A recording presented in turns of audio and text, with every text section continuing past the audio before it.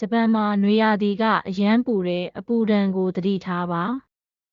အပူရှက်ယောဂသည်အပူချိန်နှင့်အပူချိန်မြင့်တက်သည့်အခါကိုယ်ခန္ဓာအပူချိန်ကိုထိန်းညှိနိုင်စွမ်းမှာလုံလောက်မလုပ်နိုင်သည့်အတွက်ကိုယ်ခန္ဓာအပူချိန်မြင့်တက်လာပြီးအမျိုးမျိုးသောယောဂလက္ခဏာများဖြစ်စေသောယောဂဖြစ်ပါသည်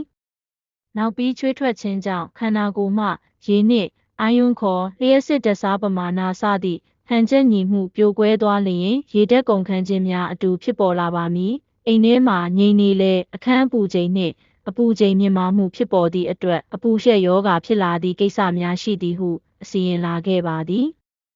အပူရှက်ယောဂဖြစ်ပွားသည့်အကြောင်းရင်းတစ်ခုတည်းမဟုတ်ပါပတ်ဝန်းကျင်အပူချိန်မြင့်ခြင်းစိုထိုင်းမှုမြင့်မားခြင်းလေတိုက်အားနည်းခြင်းနေရောင်ခြည်ထိုးမှုပြင်းထန်ခြင်းအလုံးပိတ်အခန်းတွင်လေအေးပေးဆက်မရှိခြင်းရုတ်တရက်ပူလာသောနေ့အပူလိုင်းတိုက်ခတ်မှုများ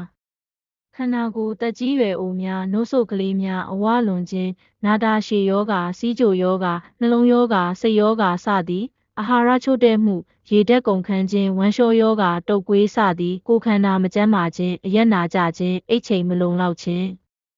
လှုပ်ရှားမှုများပြင်းထန်သောအားကစားပြုလုပ်ခြင်းကျင့်သားမရသေးသောအားကစားပြုလုပ်ခြင်း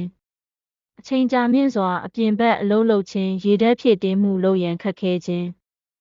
အပူရှိန်အားရှောင်ရှားခြင်းနှင့်ရေဓာတ်ကုန်ခန်းမှုအားကာကွယ်ခြင်းအပူရှိန်အားကာကွယ်ခြင်း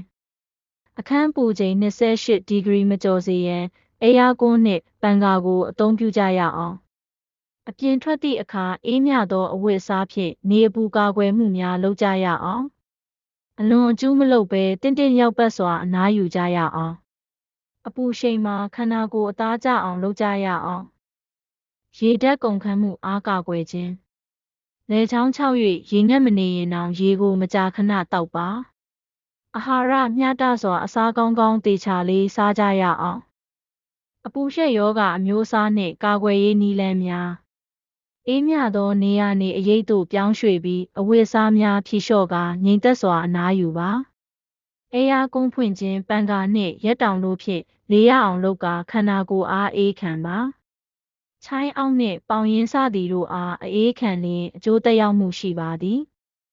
ဆိုနေသောတစ်ပတ်ဖြင့်လယ်ပင်တစ်ဝိုက်အေးခံခြင်းရေခဲအိတ်ကိုလက်နှစ်ဖက်ဖြင့်ဆုပ်ကင်ထားလျင်အကျိုးသက်ရောက်မှုရှိပါသည်ပါးစပ်မှတိုက်ရိုက်တောက်နိုင်သည့်အခြေအနေဖြစ်ပါကရေနှင့်စားတတ်အားလုံလောက်စွာဖြည့်တင်းကြရအောင်